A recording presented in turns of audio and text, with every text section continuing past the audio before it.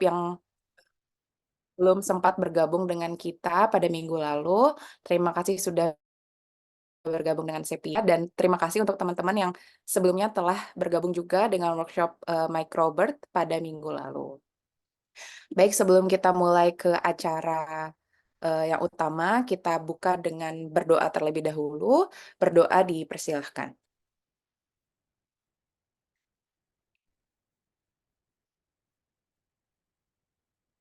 Berdoa tidak akan pernah cukup. Eh, Baik, kalau begitu untuk teman-teman, jika bersedia mungkin bisa turn on kameranya, terus pakai background Zoom-nya. Nanti setelah pemaparan kelas Sepia, perkenalan kelas Sepia, kita akan foto bersama. Jadi mungkin bisa dipasang ya background Zoom-nya dari sekarang sebelum kita foto bersama. Baik, seperti itu. Untuk teman-teman, saya izin memperkenalkan diri. Nama saya Raisa Manika. Kemudian nanti pada hari ini kita akan berbagi materi dengan Bidan Vita, ada juga Bidan Erni, dan ada Bidan Diana selaku para midwife educator ya untuk Sekolah Perinatal Indonesia. Sebaik kalau gitu kita mempersingkat waktu sebelum ke materi, saya mau minta tolong ke operator untuk membuka PowerPoint untuk perkenalan ya. Untuk teman-teman nih yang minggu kemarin sudah bergabung dengan kita, jangan bosan-bosan ya, karena ini ada sedikit info baru terkait kelas yang akan buka pada bulan Februari.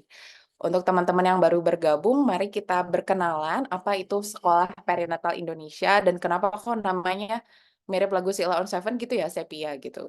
Jadi teman-teman jangan nanti kalau di Instagram atau di YouTube dengar namanya Sepia, jangan lupa kalau selain ada lagu Sheila on Seven, tapi ada juga Sekolah Perinatal Indonesia nih. Kita singkat dengan Sepia biar gampang diingatnya. Jadi Sepia itu apa sih gitu? Jadi Sepia adalah sebuah private company ya yang didirikan pada Desember 2023. Jadi baru 2 bulan, masih anget banget oleh 4 bidan dari Indonesia. Jadi kita memiliki concern kalau sebetulnya peran bidan ini sangat-sangat penting dan harusnya menjadi fokus utama ketika melakukan pendampingan bagi ibu, wanita, dan seluruh keluarga Indonesia selama periode perinatal. Nah, periode perinatal itu kapan sih dan apa?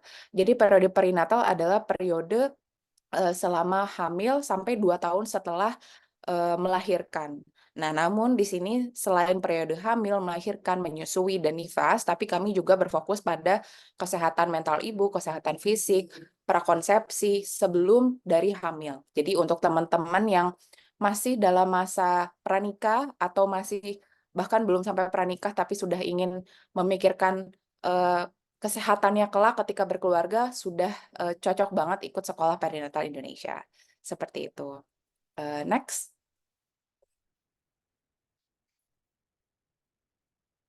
Nah, jadi kelas kami ini didasarkan pada love and evidence. Kenapa harus love? Karena semua asuhan itu harus diberikan dengan penuh kasih sayang dan sungguh-sungguh karena kami adalah seorang bidan dan bidan harus memberikan asuhan yang sangat safe dan juga sangat penuh kasih sayang kepada para kliennya.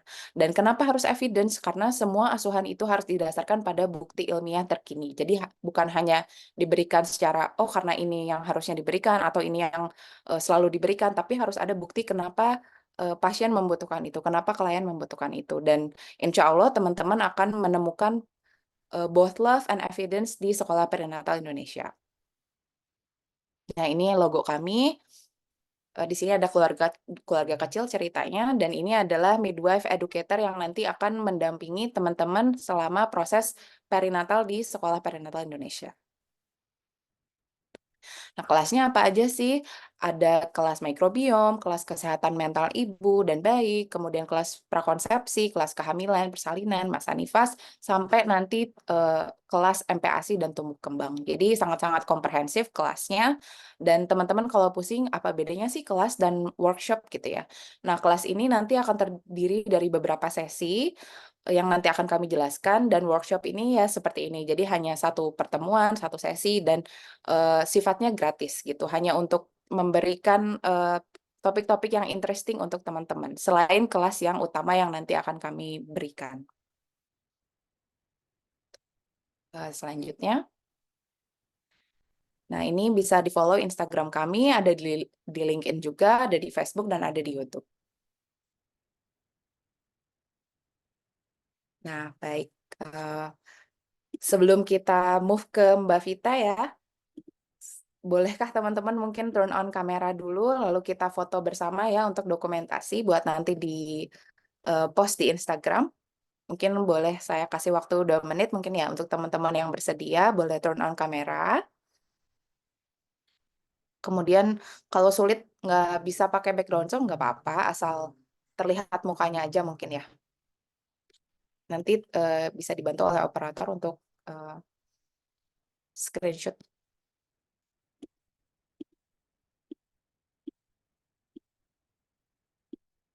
Oke,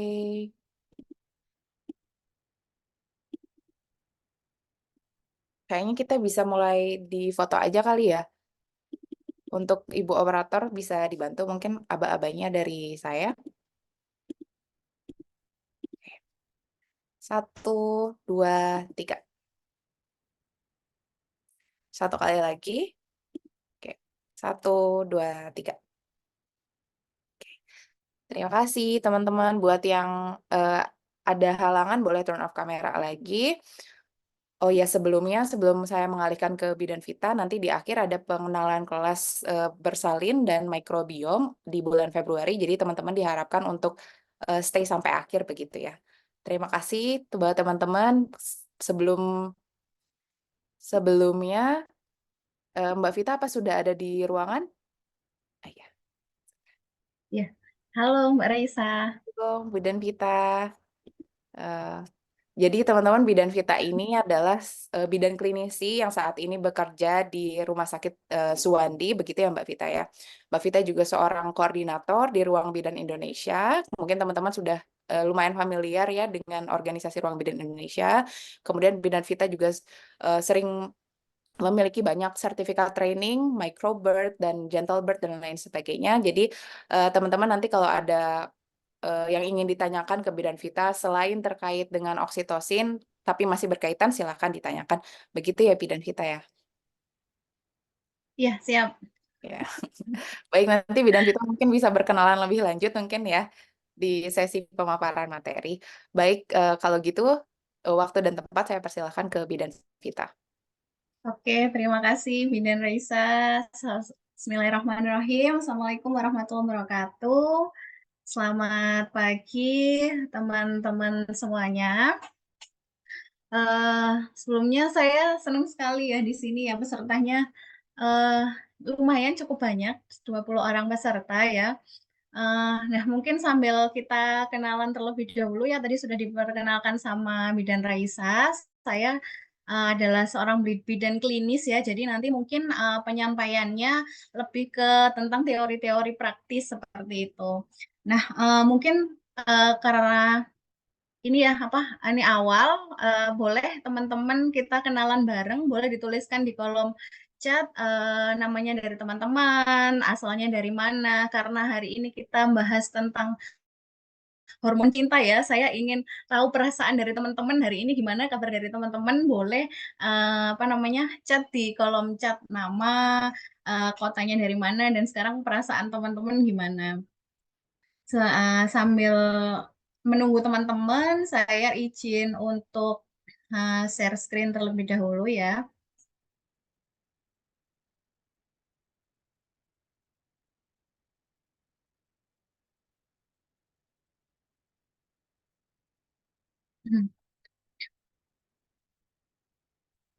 Ya, untuk pagi hari ini kita akan sharing bareng seputar tentang hormon oksitosin. Jadi hormon oksitosin ini hormon yang nantinya akan krusial sekali ya pada proses persalinan gitu ya.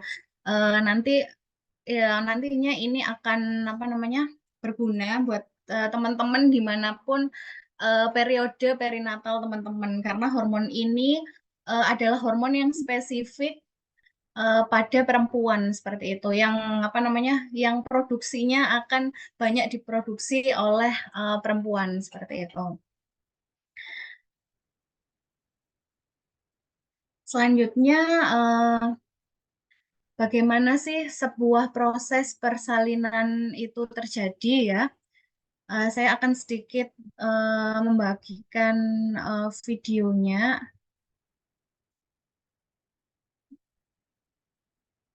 Bagaimana sih sebuah proses persalinan itu terjadi?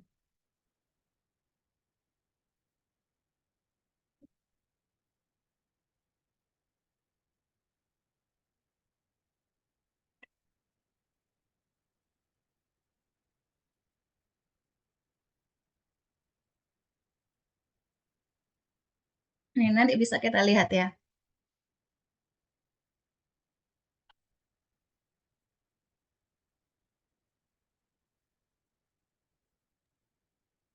Sensor kayaknya Mbak Vio.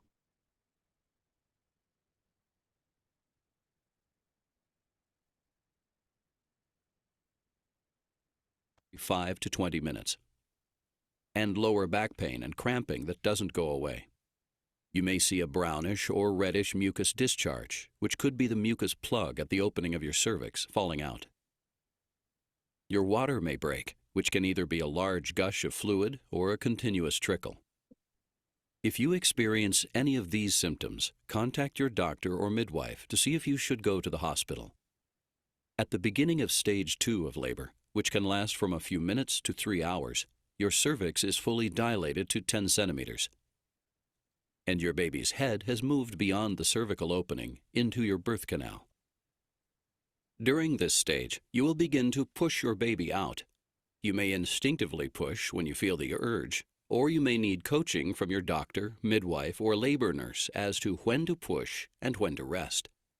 In a normal delivery, your baby's head will rotate to face your back. During active labor, your uterus is divided into an active segment that contracts, pushing the baby downward, and a flexible passive segment that remains relaxed, stretching to provide more room for the baby to pass through.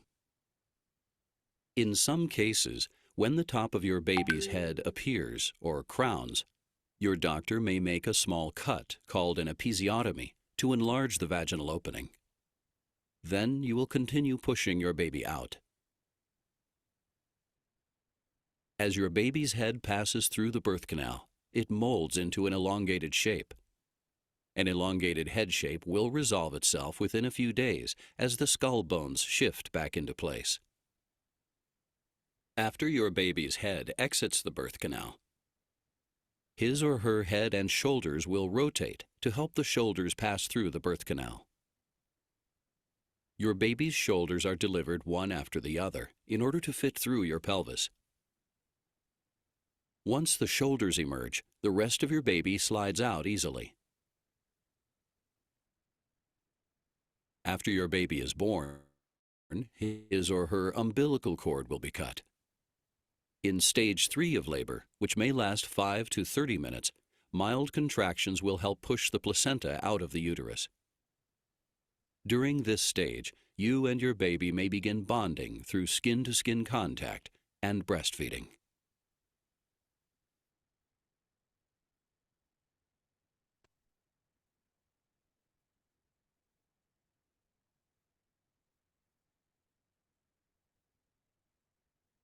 Oke, menarik ya, teman-teman ya, proses persalinan ya. Kita dengan keajaiban seorang perempuan ya, gimana Tuhan kita mengatur tubuh kita sehingga terjadinya sebuah proses persalinan seperti itu luar biasa sekali ya, teman-teman ya. Uh, jadi tadi di proses persalinan ya, kita mengetahui kira-kira apa aja sih yang tubuh kita alami ya untuk mempersiapkan proses persalinan itu sendiri seperti itu ya. Nah, tadi tubuh kita yang awalnya sekali untuk proses persalinan itu adanya kontraksi uterus ya tadi yang seperti di video. Setelah itu munculnya lendir darah gitu ya. Lendir darah ini adalah proses terjadinya pembukaan dan penipisan dari mulut rahim seorang ibu hamil yang akan bersalin seperti itu. Juga ada pengeluaran air ketuban. Air ketuban ini merupakan pelindung dari bayi selama di uterus atau di rahim seperti itu. Juga adanya penurunan kepala janin. Penyebab penurunan kepala janin ini adanya kontraksi yang di uterus sehingga membantu kepala janin atau kepala bayi untuk lewat jalan lahir seperti itu. Setelah itu juga ada perubahan perasaan ya. Perubahan perasaan ini banyak faktor yang mempengaruhi, bisa karena adanya kontraksi uterus, terus adanya peningkatan-peningkatan atau perubahan dari metabolisme dari tubuh seorang ibu yang akan bersalin seperti itu. Nah, kira-kira dari teman-teman adakah yang tahu kira-kira apa namanya tanda-tanda persalinan ini itu siapa sih yang menjalankan, siapa sih yang mengirim sinyal di tubuh seorang ibu bersalin seperti itu? Monggo kalau misalnya kita ini aja ya apa namanya santai aja, mau sambil apa namanya kalau teman-teman sambil berinteraksi di kolom chat juga silahkan monggo. Nah, yang mempengaruhi itu semua adalah sebuah hormon seperti itu. Hormon persalinan. Hormon persalinan ini adalah sebuah pesan kimia ya yang disampaikan ke tubuh seorang ibu yang akan bersalin seperti itu. Hormon ini disampaikan awalnya dari bayi ya. Bayi yang akan siap dilahirkan seperti itu akan menyampaikan sinyal-sinyal kimia ke tubuh seorang ibu sehingga dengan dengan sinyal-sinyal kimia itu terbitlah tanda-tanda untuk persalinan seperti itu. Hormon ini akan bekerja sama untuk membantu proses persalinan yang lebih menyenangkan, yang lebih aman seperti itu. Nah, kita akan tahu lebih lanjut apa sih fungsi apa sih pengaruh sejauh mana sih pengaruh sebuah hormon pada seorang tubuh ibu yang akan bersalin seperti itu. Nah, ini adalah pengaruh hormon-hormon ya di di tubuh ibu yang akan bersalin seperti itu. Nah, hormon-hormon yang berbagai macam hormon itu ya akan mempengaruhi metabolisme, akan mempengaruhi sistem saraf, sistem imun, sistem kelenjar mame yang nantinya untuk proses menyusui, proses laktasi seperti itu, juga mempengaruhi liver sampai sistem-sistem organ tubuh yang lain sehingga makanya itu seorang ibu yang akan bersalin itu juga akan terpengaruhi perasaannya karena semua sistem organ yang ada di tubuh ibu terpengaruh oleh efek dari hormon itu. Seperti itu. Nah, pada saat ibu itu bersalin, apa aja sih hormon-hormon yang akan ibu hasilkan ya, yang dominan di tubuh ibu yang akan bersalin seperti itu. Yang pertama adalah hormon prostaglandin ya. Hormon prostaglandin ini berfungsi untuk memicu kontraksi uterus pertama kali atau kontraksi rahim ibu pertama kali. Setelah itu ada hormon oksitosin ya yang nanti akan kita bahas bareng. Terus juga ada sekresi atau pengeluaran dari hormon relaksin, beta endorfin dan adrenalin ya. Hormon-hormon ini yang nantinya juga akan berpengaruh pada kebanyak sistem organ dan sedikit banyak mempengaruhi perasaan seorang ibu yang akan bersalin seperti itu. Selanjutnya kita akan bahas tentang hormon oksitosin itu sendiri. Nah, ini ya fakta-fakta dari hormon oksitosin ya. Hormon oksitosin itu adalah hormon alami yang diproduksi pada tubuh manusia dan hewan mamalia seperti itu. Dan hormon oksitosin ini adalah hormon yang pertama kali ditemukan struktur kimianya yang kompleks pada pertengahan abad ke-20 pada perempuan dan laki-laki. Jadi hormon oksitosin ini tidak hanya didapatkan pada penelitian tidak hanya didapatkan pada perempuan seperti itu, tapi hormon oksitosin ini juga didapatkan pada tubuh seorang laki-laki seperti itu. Nah, hormon oksitosin ini nantinya juga akan dominan di tubuh perempuan karena hormon oksitosin ini sedikit banyak dipengaruhi oleh hormon reproduksi seperti itu. Sedangkan kalau di perempuan ya, seperti kita tahu hormon reproduksi ada dua ya yang dominan, hormon estrogen dan hormon progesteron, sehingga sedangkan di laki-laki hanya hormon testosteron saja yang paling dominan. Makanya hormon-hormon oksitosin ini banyak sekali ditemukan di tubuh seorang perempuan seperti itu. Nah, juga hormon oksitosin ini memberikan dampak penerimaan, kedekatan, keterbukaan terhadap hubungan yang memberikan pengasuhan dan pemeliharaan. Jadi, hormon-hormon oksitosin ini sudah terlihat ya, banyak ditemukan adalah gambaran seorang perempuan ya, yang yang hangat seperti itu, memberi pengasuhan, pemeliharaan seperti itu. Dan ini lebih banyak ditemukan pada ibu yang bersalin seperti itu, peningkatan hormon oksitosin. Selanjutnya, hormon oksitosin itu memiliki reseptor-reseptor yang dapat mengendalikan fungsi penting hormon tubuh yang lain seperti itu. Hormon oksitosin ini akan bereaksi terhadap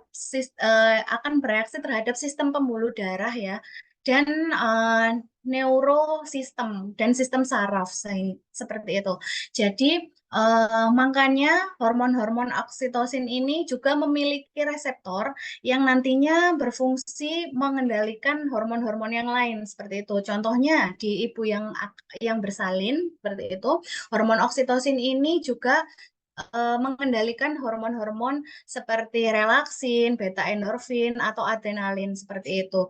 Baik peningkatan atau penurunan dari hormon oksitosin. Sehingga nantinya kita perlu tahu apa aja sih yang bisa meningkatkan hormon-hormon oksitosin yang bisa membantu kita untuk persalinan seperti itu, dan apa saja sih yang kira-kira menghambat produksi oksitosin ya, sehingga meningkatkan hormon-hormon adrenalin seperti itu yang nantinya menghambat oksitosin untuk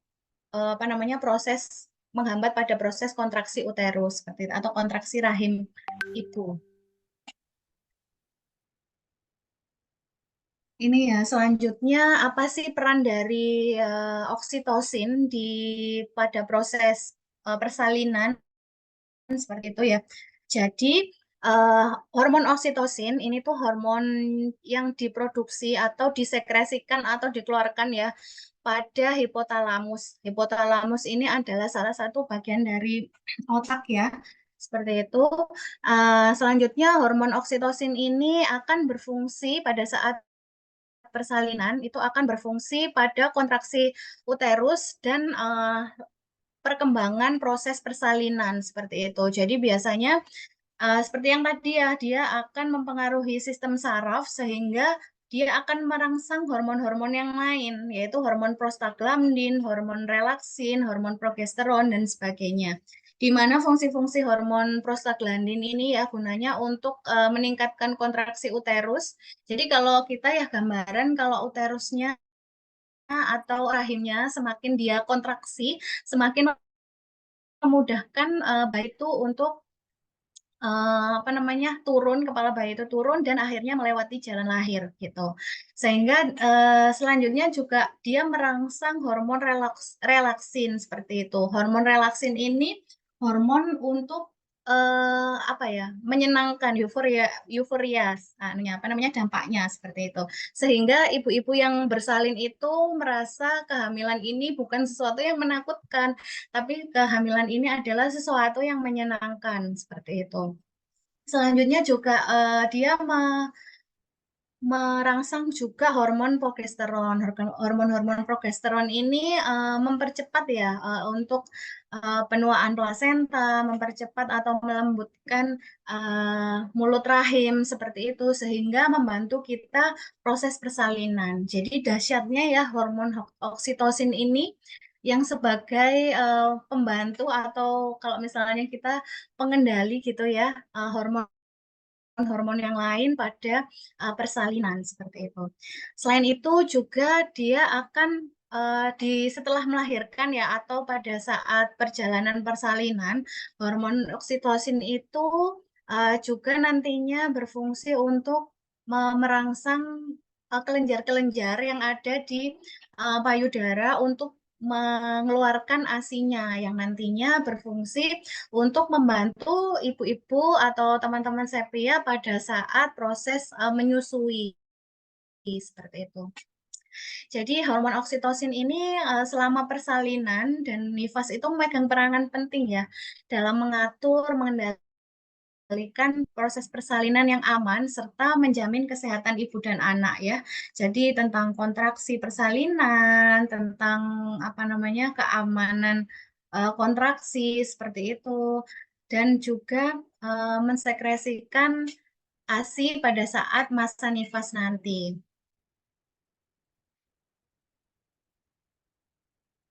Ini ya yang seperti saya sampaikan tadi ya, hormon oksitosin ya dengan kedahsyatannya itu bisa kita sebut hormon cinta kayak gitu ya.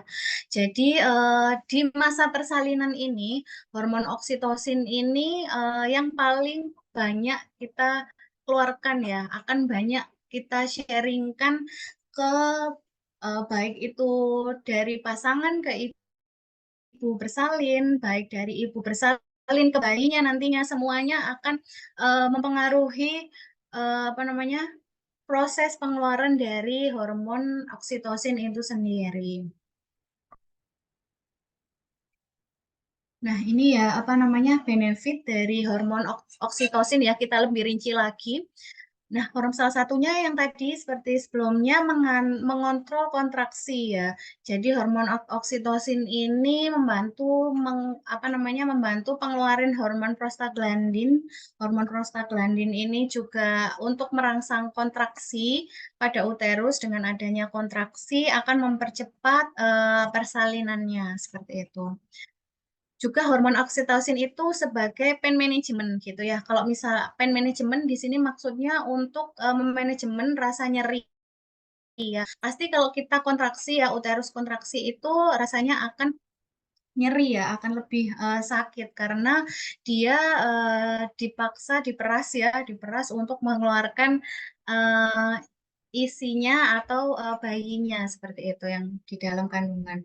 Tapi nggak usah khawatir hormon oksitosin itu juga sebagai ini apa manajemen nyeri, pengurang nyeri sebenarnya seperti itu karena dia juga akan merilis atau akan mengeluarkan hormon relaksin, hormon-hormon lain yang gunanya nantinya untuk mengurangi rasa nyeri itu sendiri seperti itu.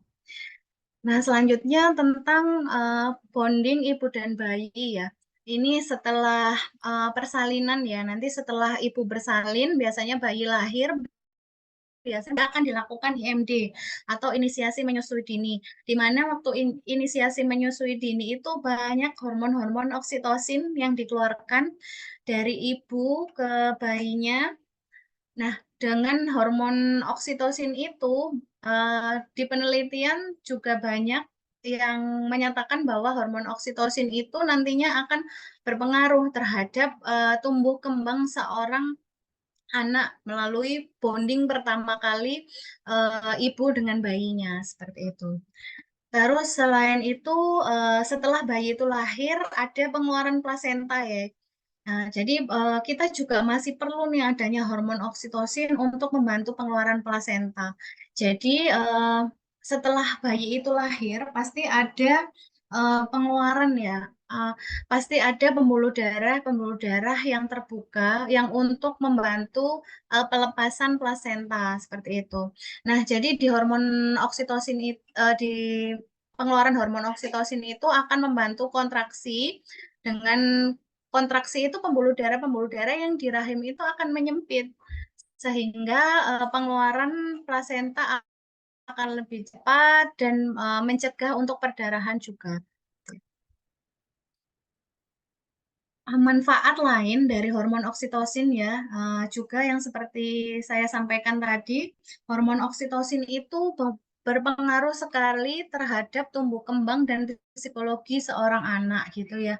Penelitian menyebutkan bahwa ibu-ibu yang bersalin ya dengan apa namanya seksio dibandingkan dengan ibu-ibu yang bersalin dengan secara normal seperti itu menunjukkan bahwa perkembangan dari psikologi seorang anak dan tumbuh kembangnya lebih baik seperti itu. Karena sama ya seperti sistem hormon ini sama seperti sistem microbiome kemarin ya yang seperti pertemuan sebelumnya. Microbiome itu akan dipengaruhi sejak bayi itu lahir ya bagaimana apa namanya mikroba-mikroba yang dibawa mulai dari ibu sejak awal kehamilan, persalinan, melahirkan, proses melahirkan, menyusui hingga anak itu pada golden period seperti itu, mikroba itu sangat penting. Sama di hormon itu juga sangat penting. Jadi hormon-hormon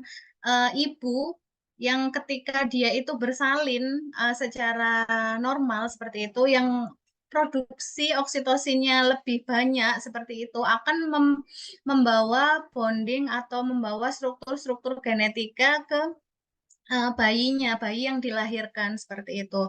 Otomatis bayi-bayi yang apa namanya membawa hormon oksitosin yang cukup ya melalui persalinan normal seperti itu, terus mendapatkan IMD bonding dari ibu ke bayinya seperti itu akan perkembangan psikologinya atau struktur neurosistemnya, struktur sistem sarafnya akan lebih kompleks dibandingkan bayi-bayi yang eh, lahir misalnya tanpa rangsangan atau tanpa sharing dari oksitosin ibu seperti itu.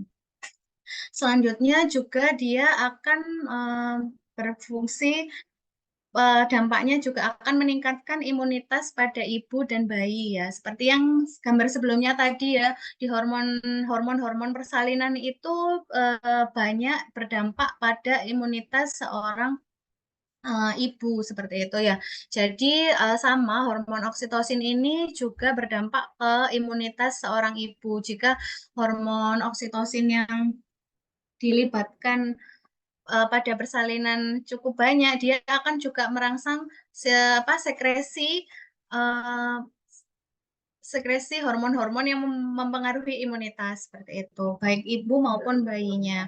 Di bayi mungkin uh, efek dari hormon oksitosin ibu mengeluarkan produksi ASI seperti itu, bayi juga akan imunnya meningkat dengan pemberian ASI seperti itu. Selain itu, ini ya juga merangsang dari produksi ASI seperti dijelaskan tadi, hormon oksitosin itu pada mulai akhir kehamilan hingga ibu bersalin dan nifas itu merangsang kelenjar-kelenjar dari payudara untuk memproduksi ASI gitu. Nah, gimana sih kita merangsang hormon-hormon oksitosin saat kita persalinan seperti itu ya? Nah, menurut penelitian ya, hormon oksitosin ini banyak dipengaruhi oleh ada responnya itu ada yang dari dalam tubuhnya seorang ibu bersalin sendiri, ada yang di luar dari tubuh seorang ibu bersalin seperti itu. Yang pertama kalau faktor dari eksternal ya, yang pertama kita hormon oksitosin dipengaruhi dari lingkungan persalinan seperti itu ya.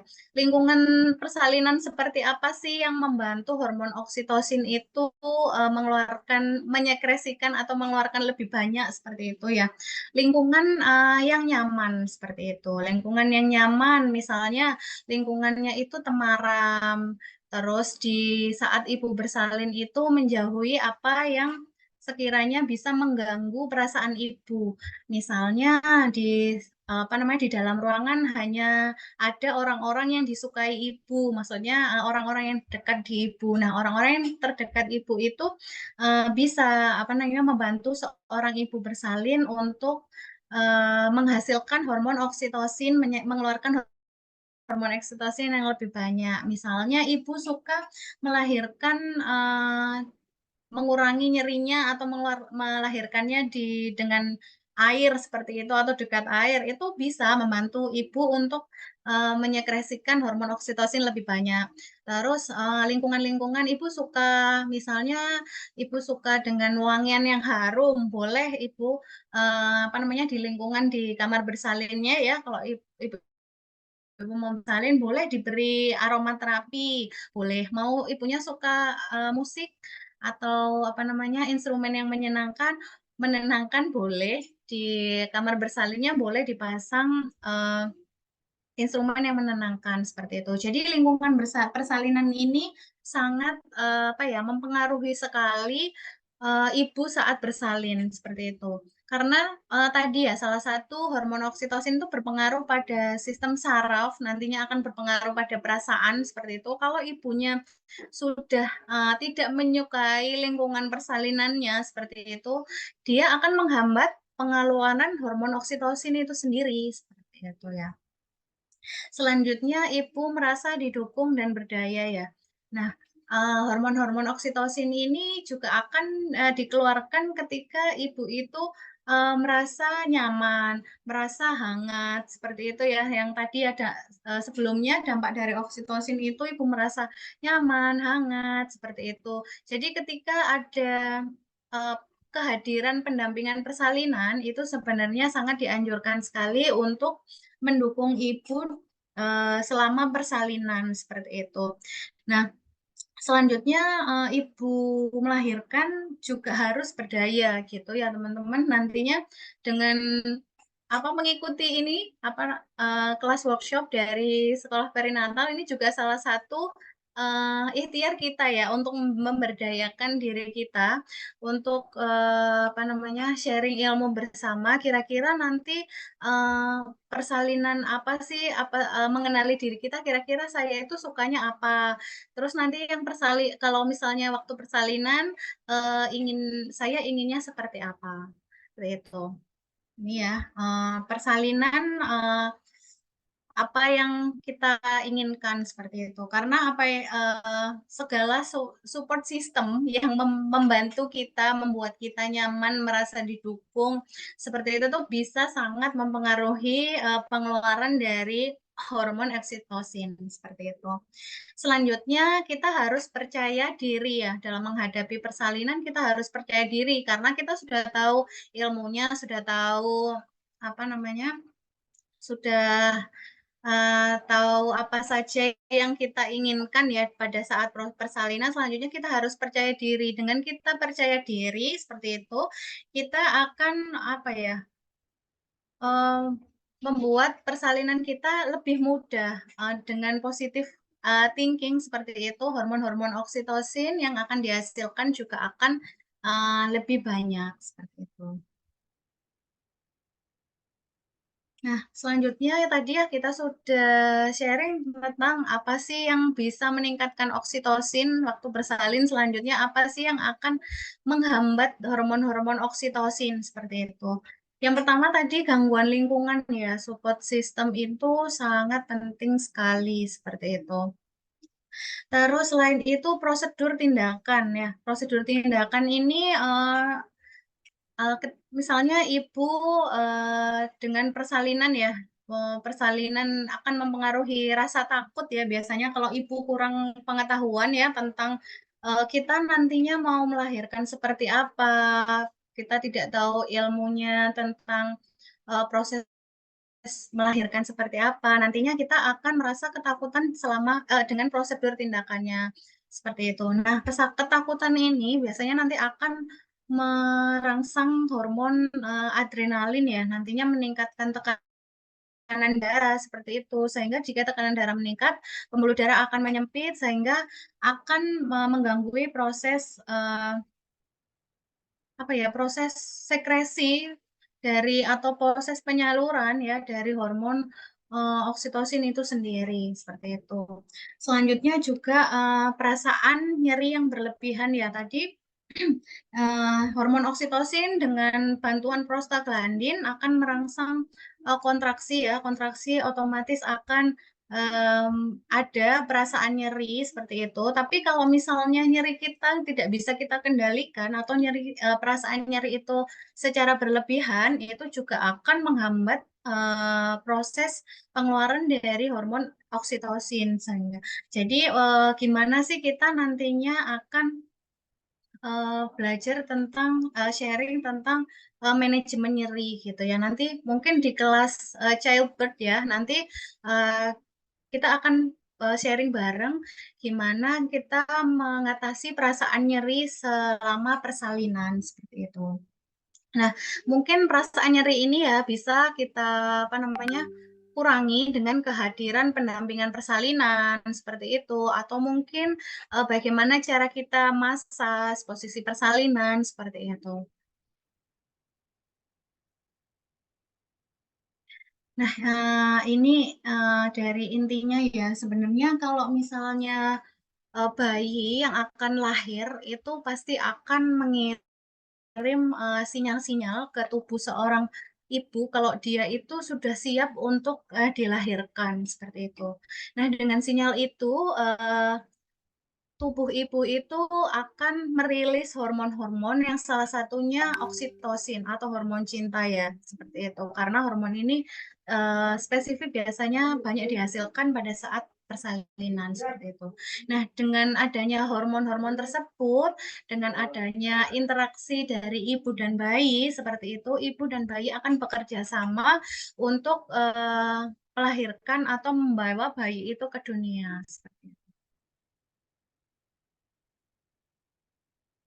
Jadi persalinan itu nggak hanya tentang melahirkan seorang bayi gitu ya. Persalinan itu gimana sih membuat ibu itu kuat, ibu itu berdaya, ibu itu percaya ya, percaya terhadap dirinya, percaya terhadap kekuatannya, untuk dia itu bisa melakukan persalinan itu dengan menyenangkan, persalinan itu dengan luar biasa, dengan hebatnya seperti itu.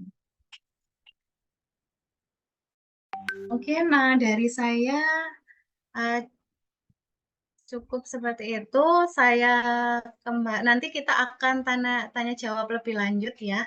Mungkin saya kembalikan ke Bidan Raisa. Iya, baik. Terima kasih Bidan Vita atas penjelasannya terkait oksitosin atau hormon cinta ini ya, atau hormon kasih sayang mungkin. Apa perannya selama persalinan, dan ternyata bukan hanya pada saat persalinan, tapi after birth-nya juga itu malah penting juga ya untuk bondingnya, terus nanti berkaitan lagi dengan tumbuh kembang anak dan sebagainya.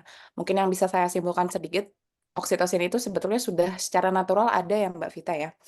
Ada di dalam tubuh kita, tinggal bagaimana kita cara men-trigger supaya oksitosin ini bisa dikeluarkan, bisa berfungsi secara sebagaimana mestinya.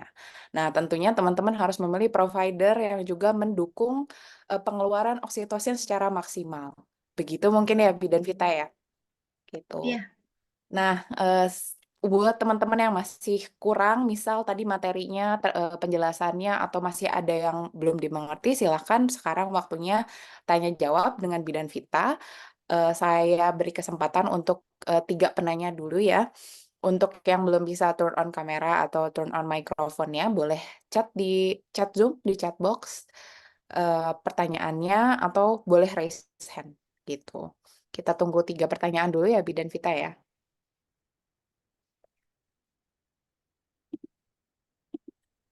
Baik, sambil nunggu pertanyaan, mungkin eh, saya ada penasaran sedikit nih, Bidan Vita. Oh ya, ada dari Mbak Alia. Silakan mungkin Bidan Alia dulu. Bu Alia dulu. Iya, selamat pagi. Em, saya sangat tertarik ya dengan tentang bagaimana men-trigger untuk oksitosin. Yang ingin saya tanyakan, bagaimana kita upaya kita sebagai praktisi mungkin untuk men-trigger dengan kasus-kasus ibu yang mungkin persalinannya prematur atau karena suatu hal sehingga menyebabkan ibu tuh harus bersalin secara SC dan bayinya itu harus dirawat di NICU. Dan terkadang eh, ketika kan bayi-bayi yang dengan kondisi khusus itu kan sangat membutuhkan yang namanya ASI untuk support support feedingnya itu. Nah, terkadang itu ibunya itu mengeluhkan ASINya tidak bisa keluar. Kira-kira sesuatu yang bisa apa ya kita edukasikan atau mungkin apa kita sharingkan untuk sekiranya men-trigger oksitosinnya atau bagaimanalah sehingga eh, membantu untuk ibunya itu memproduksi ASI karena memang dalam kondisi tersebut kan bonding untuk ibu dan bayinya itu kan tidak bisa. Mungkin demikian ya, terima kasih. Ya, silakan Bidan Vita mungkin bisa langsung dijawab. Jadi sebenarnya untuk hormon oksitosin ya sebenarnya tidak hanya kontak dari ibu atau ke bayinya begitu, tapi juga bisa kontak dengan orang-orang terdekatnya, misal dengan suaminya, dengan keluarga yang ibu percayai seperti itu. Karena biasanya hormon oksitosin ini lebih berpengaruh ke psikologikal ya, lebih berpengaruh ke perasaan seperti itu. Jadi mungkin men-triggernya juga bisa untuk support dukungan ibu selama misalnya proses dia persalinan mulai dari awal ya, karena misalnya dukungan bayi prematur biasanya ibunya akan semakin sedih seperti itu, bisa kita melibatkan keluarganya ya. Sebenarnya mulai dari awal ya baiknya, mulai dari kita di persalinan ya, gimana kita harus support keluarga kita sebagai praktisi, support ke ibunya, awal kita support ke ibunya, selanjutnya kita melibatkan keluarga dalam proses persalinannya seperti itu. Kalau misalnya nantinya akan berlangsung lahir secara SC seperti itu, nanti kita mungkin bisa melibatkan dukungan keluarga lebih intens di masa nifas seperti itu.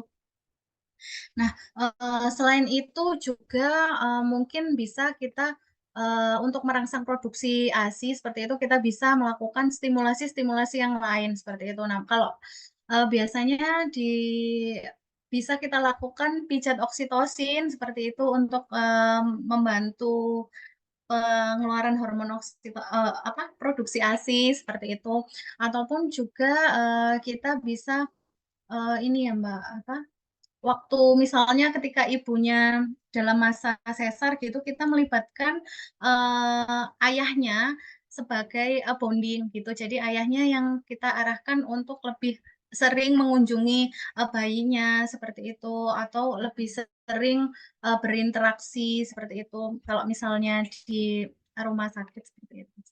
Jadi kita bisa apa namanya memberikan edukasi tidak hanya ke ibu, juga kita sebenarnya melibatkan keluarga, praktisi juga bisa melakukan asuhan-asuhan kebidanan, misalnya kebidanan komplementer yang untuk membantu pengeluaran ASI, bisa kita relaksasi atau melakukan pijat oksitosin seperti itu. Ini seperti itu, Ibu Alia. Ya, terima kasih. Terima kasih. Ya, terima kasih Bu Alia atas pertanyaannya. Ini sebetulnya menarik ya, karena oksitosin ini kan kalau berdasarkan penjelasan Bidan Vita itu sangat didukung oleh support dari sekitarnya ya, entah itu lingkungan ataupun dari partner, keluarga dan sebagainya. Jadi memang sudah saatnya kita memberdayakan selain ibu tapi keluarganya juga. Terlebih lagi di rumah sakit ya Bidan Vita ya yang aksesnya mungkin limit dan tidak bisa segampang itu untuk request aromaterapi atau misal dengarkan lagu gitu ya seperti jika melahirkan di private midwife practice atau PMB gitu ya mungkin. Iya. Gitu. Bidan Bu Alia apakah ada tanggapan mungkin atau misal berdasarkan pengalaman praktik dan sebagainya atau misal berdasarkan pengalaman sendiri itu boleh disampaikan kalau masih ada. Iya, kurang lebih sekiranya kami menyampaikan sih demikian. Memang terkadang dukungan keluarga itu memang sangat sangat membantu sekali memang. Dan ketika berdasarkan pengalaman, ketika bayi itu bisa bonding dengan bayi-bayi prematur, memang kami eh, kalau di ruang NICU itu memang ada yang namanya kangaroo mother care. Itu ketika bayi itu berhasil dengan kondisi mungkin yang sudah stabil ya, itu bayi itu sudah berhasil dilakukan KMC, Kangaroo Mother Care, itu proses itu sangat berpengaruh juga terhadap produksi ASI ibunya. Yang awal-awalnya mungkin setor ASInya itu sedikit, tapi ketika berhasil untuk bonding, itu memang peningkatan produksi ASInya itu nampak gitu. Nah, terkadang kita kalau meng-HI keluarga itu men-trigger untuk oksitosin, dan kan kadang kita itu kalau memberikan edukasi itu sejauh ini ya kita mengurangi stres, dukungan semua keluarga, terus dibuat senyaman mungkin dan lain sebagainya. Tapi dan itu memang ada hasilnya, cuman saat bayinya berhasil bertemukan dengan ibunya dan berhasil bonding, memang efek dengan yang namanya untuk produksi ASI gitu. Demikian kurang lebih. Ya, terima kasih Bidan kita. Ya, terima kasih Bidan Alia. Jadi sebenarnya mungkin juga ini ya Bidan Alia, tantangan juga ya kalau misalnya kita sebagai apa namanya praktisi atau klinisi yang bekerja di lingkungan yang memang sudah tersistematik seperti itu ya, mungkin sudah yang prosedurnya memang kita tidak bisa memberikan asuhan yang menurut kita prefer sendiri seperti itu ya. Mungkin kalau terkendala mungkin di rumah sakit terkait apa namanya tempat, kondisi seperti itu ya. Nah, nanti mungkin sebenarnya kita sebagai praktisi mungkin juga mulai membuka ini ya, membuka sharing ya mungkin sama ibu-ibu nantinya ya. Kira-kira apa aja sih yang dibutuhkan ibu-ibu mungkin ya selama proses persalinan atau proses nanti bonding di apa namanya ruang NICU seperti itu ya. Mungkin ya dari dan Alia ya. Jadi apa namanya supaya nantinya apa namanya proses pelayanan kebidanan atau proses pemberian asuhannya supaya lebih apa ya lebih berpusat kepada ibu karena kan mungkin saat ini kita enggak banyak ya apa namanya kita yang langsung tata laksana ke ibu mungkin kita akan berfokus ke misal kalau misalnya kita di ruang ibu mungkin kita akan berfokus ke ibu padahal sebenarnya kita juga perlu apa namanya tata laksana ke bayinya kita perlu pikirkan bayinya seperti itu mungkin ya nantinya ya. Ya. Iya, mungkin begitu tambahan dari Bidan Vita. Bu Alia, apakah ada yang ingin ditambahkan lagi mungkin atau ditanggapi? Terima kasih, sudah cukup. Terima kasih Bidang. Baik, terima kasih Bu Alia. Buat teman-teman lainnya, apa ada yang ingin bertanya lagi? Mungkin bisa raise hand atau chat di chat box ya. Sambil nunggu, mungkin karena masih penasaran ya, Bidan Vita, saya mau nanya sendiri. Kira-kira ada nggak sebagai praktisi yang sudah praktik kebidanan selama bertahun-tahun ya, Bidan Vita, kira-kira apa sih tips and trick ya bagi ibu gitu untuk memilih provider yang menyediakan atau memfasilitasi ibu-ibu tersebut untuk memiliki pengalaman persalinan yang nyaman, yang aman, yang membahagiakan. Terlebih lagi yang mendukung eh, mikrobiomnya, microbirdnya, dan juga sekarang oksitosinnya gitu. Kira-kira apa sih? Dan ketika ibu tersebut memiliki suatu komplikasi, misal sehingga harus ke rumah sakit. Nah, itu bagaimana cara ibu tersebut untuk mendapatkan haknya, despite memiliki limitasi dalam fasilitas di rumah sakit tersebut. Mungkin yang pertama bisa saya sharingkan ya, yang pertama itu mungkin ibu itu bisa mulai mengenali tentang dirinya sendiri dulu ya, untuk persiapan ya, persiapan tentang bisa dimulai dari sejak, sebenarnya bisa dimulai sejak pranikah ya, kita bisa mengenali diri kita sendiri, kira-kira kita nyamannya hal-hal seperti apa, kita membutuhkan hal-hal yang seperti apa ya, dengan kita bisa mengenali kebutuhan kita, dengan kita bisa mengenali apa yang kita inginkan, nantinya kita akan bisa menentukan tujuan, akan menentukan kita bisa akan menentukan kita harus seperti apa nantinya pada saat fase-fase itu, gitu ya. Uh, pertama kita harus tahu dulu ilmu-ilmunya, kita harus tahu dulu intinya, apa dasarnya seperti itu ya. Kita harus tahu dasarnya gitu. Setelah kita tahu dasarnya, kita biasanya kalau selama proses kehamilan ya, kita biasanya akan membuat birth plan, apa langkah-langkah apa saja yang ingin saya aplikasikan untuk persalinan saya, seperti itu setelah kita tahu ya. Nah, setelah kita tahu, kita akan memilih provider, mana yang membuat kita nyaman, seperti itu. Dalam memilih provider pun sepertinya juga tidak bisa langsung ya, maksudnya apalagi kalau hamil pertama ya, kehamilan pertama itu biasanya kita tidak bisa langsung menemukan provider yang cocok seperti apa. Jadi kita bisa share apa namanya browsing terlebih dahulu tentang misalnya pengalaman dari provider seperti itu. Terus kira-kira keunggulan dari apa namanya program masing-masing provider seperti itu. Selanjutnya kita mulai kita mulai berkonsultasi ke provider itu seperti itu. Setelah kita punya bonding ya dengan provider seperti itu, kita bisa mendiskusikan tentang rencana persalinan kita seperti apa. Biasanya nantinya provider juga akan membantu kita mendiskusikan masa persalinan seperti itu. Jika nanti memang saat kehamilan atau saat persalinan itu mengalami permasalahan seperti itu, nantinya biasanya provider akan uh, ini ya mengarahkan membantu mendiskusikan kira-kira plan A atau plan B, plan alternatif dari pilihan birth plan kita, pilihan persalinan kita seperti itu.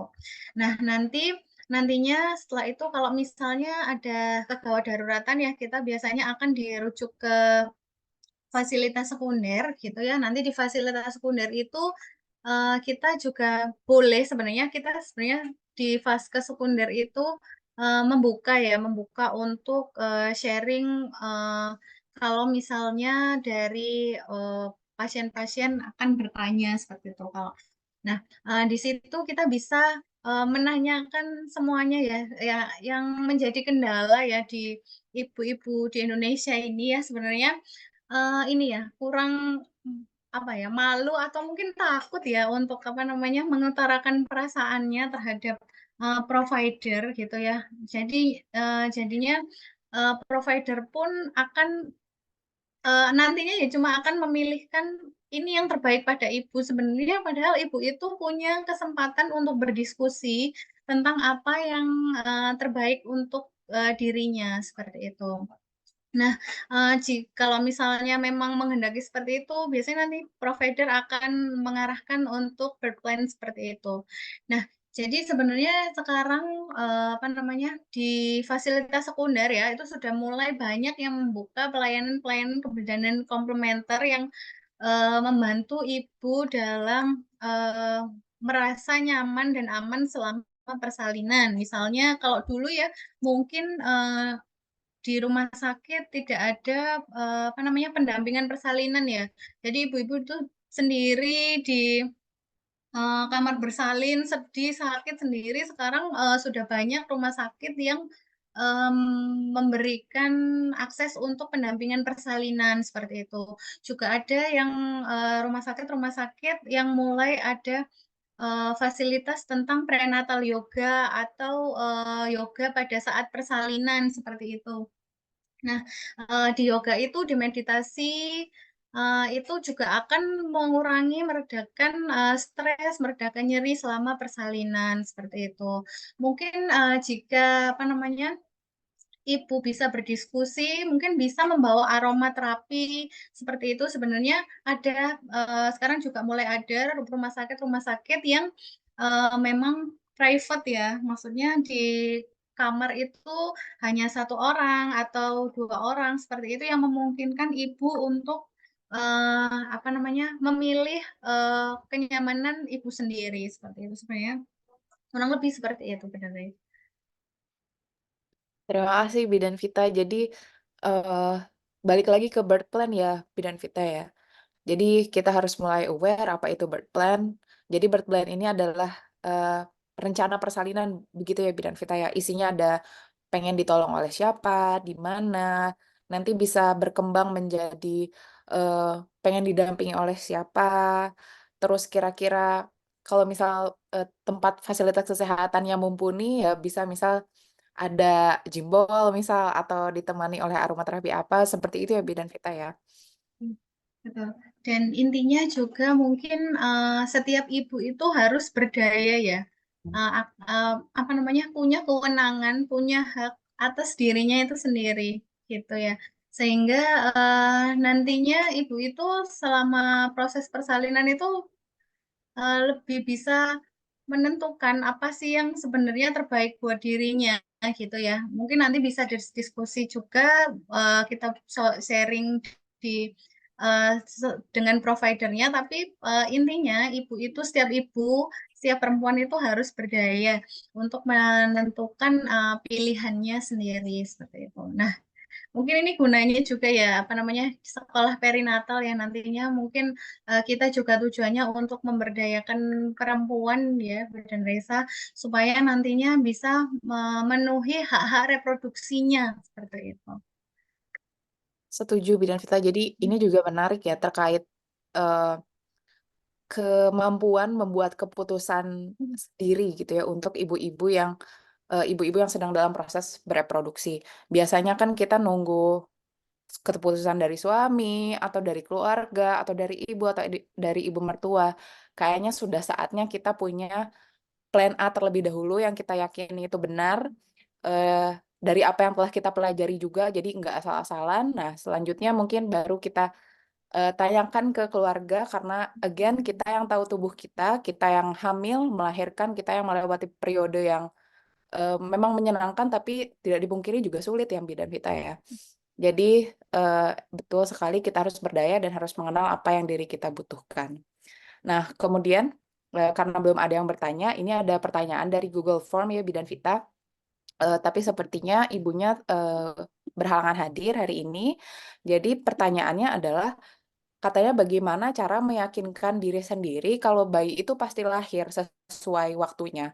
Kalau bayi itu pasti, kalau tadi Bidan Vita sampaikan, punya kode ya, akan mengeluarkan kode kalau Bu, saya siap lahir, Mas, saya siap lahir. Nah, itu bagaimana sih cara meyakinkan diri supaya pada akhirnya tidak terburu-buru ingin ke dokter, ingin ke bidan, atau ingin diberi obat gitu ya, agar supaya lahir kontraksi. Nah, itu bagaimana Bidan Vita? Ya.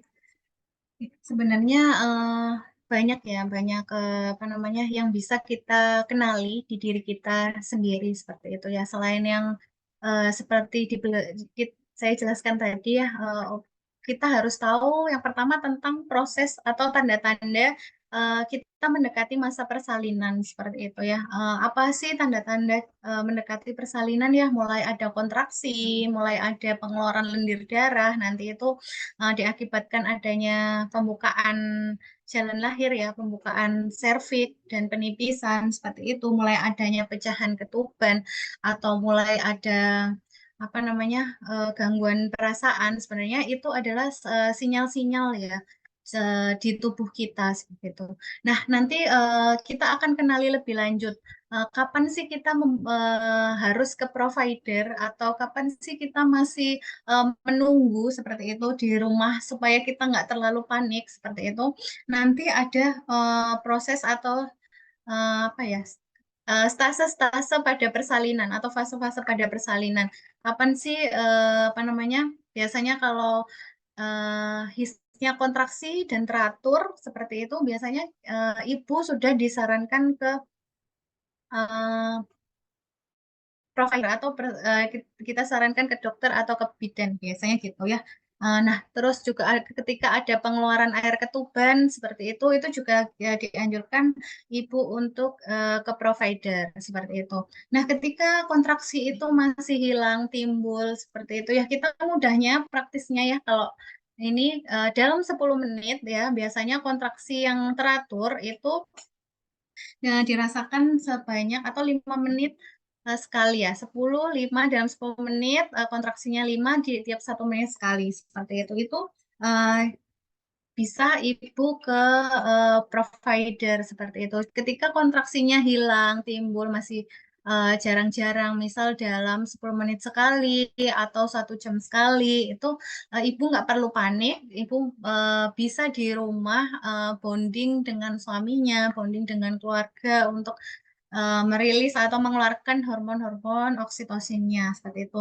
Karena kadang ya ibu itu keburu-buru ke rumah sakit, padahal masih proses persalinannya masih lama seperti itu, sehingga di rumah sakit ibu malah lebih stres seperti itu, lihat teman-temannya yang di sebelahnya atau teman-temannya yang sama masuk ke rumah sakit sudah bersalin, ibu akan stres, sehingga akan jadi hormon oksitosinnya itu pengeluarannya sedikit seperti itu. Nah, selanjutnya mungkin kita bisa aware sama HPHT kita ya, hari pertama, hari terakhirnya kita ya. Nah, di HPHT itu sebenarnya nantinya akan mengetahui akan ada prediksi hari perkiraan lahir seperti itu ya.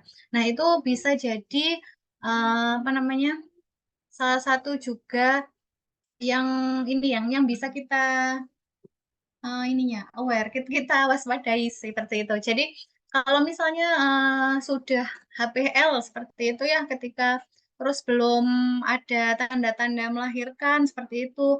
Nah, mungkin itu juga bisa salah satu tanda ibu harus kontrol atau memeriksakan diri ke tenaga kesehatan seperti itu. Nah, nanti tenaga kesehatan akan memberikan tips-tips seperti itu. Nah, bisa juga misalnya mendekati HPL seperti itu, ibu juga bisa eh, membantu merilis hormon oksitosin ya, seperti yang tadi dijelaskan ya, gimana membantu pengeluaran hormon oksitosin. Jadi mendekati HPL itu ibu bisa bonding ke keluarga, lingkungan yang nyaman seperti itu. Juga biasanya pelukan, terus habis itu ciuman, dekapan itu bisa juga membantu mengeluarkan hormon oksitosin. Jadi selama menjelang jelang hari HPL itu hari perkiraan lahir, ibu bisa meningkatkan apa namanya, meningkatkan pengeluaran hormon oksitosin dengan cara-cara yang seperti tadi. Seperti itu mudah-mudahan, Raisa. Terima kasih Bidan Vita. Jadi ini menarik banget ya Bidan, bahwa itu tuh seperti lingkaran gitu ya. Jadi sinyal yang diberikan oleh bayi itu dimanifestasikan dengan adanya tanda gejala persalinan seperti bloody shows, kemudian kontraksi yang semakin lama semakin teratur dan frekuensinya semakin cepat gitu ya. Nah, betul juga tadi, menarik juga dari Bidan Vita kalau misal buru-buru ke fasilitas kesehatan malah jadinya lebih stres. Nah, ketika lebih stres tentunya hormon oksitosin akan terhambat gitu ya perilisannya. Nanti kemajuan persalinannya malah akan lebih semakin lama. Tapi sebaliknya jika ibunya berada di lingkungan yang nyaman, sederhana saja ya gitu ya, di rumah bonding dengan keluarga, malah kemajuan persalinannya mungkin akan lebih cepat karena ibunya juga banyak mengeluarkan hormon oksitosin melalui sentuhan, melalui lingkungan yang nyaman, dan juga support dari keluarga yang diberikan, begitu ya Pi dan Vita ya. Jadi ini tuh kayak ya lingkaran gitu ya, kayak semuanya berhubungan seperti itu. Ya, betul. Jadi apa ya, merupakan jadi masa perinatal ini ya sebenarnya nggak hanya tentang ibu aja gitu ya, tapi tentang suatu sistem. Jadi ya sistem keluarga gitu ya. Jadi ketika keluarga itu apa namanya dapat bekerja sama dengan baik, mulai dari mendukung ibu, ibunya berdaya, mungkinnya akan masa-masa di perinatal itu akan lebih apa ya, bisa dijalani jadi lebih baik, lebih menyenangkan. Nantinya pun juga akan apa namanya, menghasilkan generasi-generasi yang lebih baik seperti itu. Iya, terima kasih Bu dan Vita, setuju banget. Jadi yang paling murah, yang paling mudah dijangkau, kita berdayakan dulu keluarga untuk membantu kita ya merilis hormon oksitosin mendekati hari perkiraan lahir. Jadi buat teman-teman Sepia, silahkan nanti tonton kembali YouTube kami gitu ya bersama pasangan dan keluarga, biar keluarga juga, oh iya ternyata oksitosin ini sangat penting buat istri saya, buat ibu saya, buat kakak saya dan lain sebagainya. Gitu. Baik, apakah ada yang mau bertanya lagi? Mungkin saya kasih kesempatan untuk satu pertanyaan terakhir sebelum kita move ke penjelasan terkait kelas yang akan kita buka ya, yang bulan Februari, dan setelah itu mungkin kita akan closing. Baik, tunggu ya Bidan Vita ya, mungkin sekitar beberapa detik. Mungkin ada teman-teman yang belum bisa on cam. Baik, kalau mungkin masih belum ada, kita move dulu ke agenda selanjutnya, yaitu memberikan penjelasan terkait dengan kelas-kelas sepia. Sebelumnya terima kasih Bidan Vita atas penjelasannya pada pagi hari ini terkait hormon cinta. Semoga kita semakin banyak cinta, apalagi untuk ibu-ibu yang sedang hamil, menyusui, dan juga yang sedang bonding dengan anaknya. Semoga semakin semangat untuk memberikan yang terbaik untuk keluarga. Jangan lupa untuk menyaksikan kembali YouTube Sepia bersama keluarga kita di rumah. Terima kasih Bidan Vita atas penjelasannya. Terima kasih Bidan Raisa. Sehat-sehat selalu untuk keluarga Sepia. Iya, baik. Teman-teman, kita sudah mau sampai ke penghujung acara, tapi jangan dulu leave karena kita ada penawaran menarik terkait kelas Sepia yang akan kita hadirkan bulan Februari nanti. Ya, jadi teman-teman mungkin buat teman-teman yang sudah follow Instagramnya Ruang Bidan, mungkin sudah eh, lihat juga ya posternya untuk kelas Childbirth dan kelas Microbiome yang akan kita eh, laksanakan bulan Februari nanti. Ya, ini saya review sedikit. Jadi bulan depan kita akan ada 2 kelas. Nah, yang pertama ada kelas persalinan atau childbirth, akan dilaksanakan tanggal 11 Februari. Nah, mungkin teman-teman bertanya, kok poster yang di Instagram ini nggak ada tanggalnya ya? Hanya disebutkan monthly aja atau misal setiap bulan dilaksanakan. Nah, kenapa kita tidak mencantumkan tanggal? Karena balik lagi nanti tanggalnya akan berbeda-beda setiap bulan. Jadi meskipun dilaksanakan setiap bulan, tapi nanti kita akan menjadwalkan kelas tersebut sesuai dengan kapan providernya, kapan educatornya bersedia, dan juga nanti mungkin kapan teman-teman Sepia memiliki banyak waktu luang di minggu-minggu tertentu. Nah, nanti kita akan diskusikan kembali, tapi kelas ini akan selalu buka setiap bulan. Nah, di kelas childbirth ini, teman-teman akan mendapatkan 7 sesi setiap kelasnya. Jadi kita sebut ini kelas, dan dalam satu kelas itu terdapat 7 sesi. 7 sesi itu apa sih maksudnya? Jadi seluruh poin-poin yang ada di sini seperti A to Z about labor, kemudian 4P in labor ini tidak akan kita berikan dalam satu waktu. Jadi satu sesi kita akan full menjelaskan tentang A to Z about labor, kemudian sesi ketiga kita akan kembali mendiskusikan terkait the miracle of oxytocin lebih lengkap daripada hari ini. Kemudian sesi keempat pain management in labor dan lain sebagainya. Jadi teman-teman akan mendapatkan 7 sesi atau 7 meeting dengan Bidan Vita. Nah, selanjutnya fasilitas yang akan teman-teman dapatkan adalah 7 sesi tersebut. Jadi mungkin akan lebih intimate dan akan lebih komprehensif penjelasannya. Dan teman-teman akan mendapatkan rekaman dari masing-masing sesi. Jadi nanti akan mendapatkan 7 rekaman private yang hanya bisa diakses oleh teman-teman sendiri. Selanjutnya, apa fasilitasnya? Kita akan mendapatkan grup komunitas yang positif.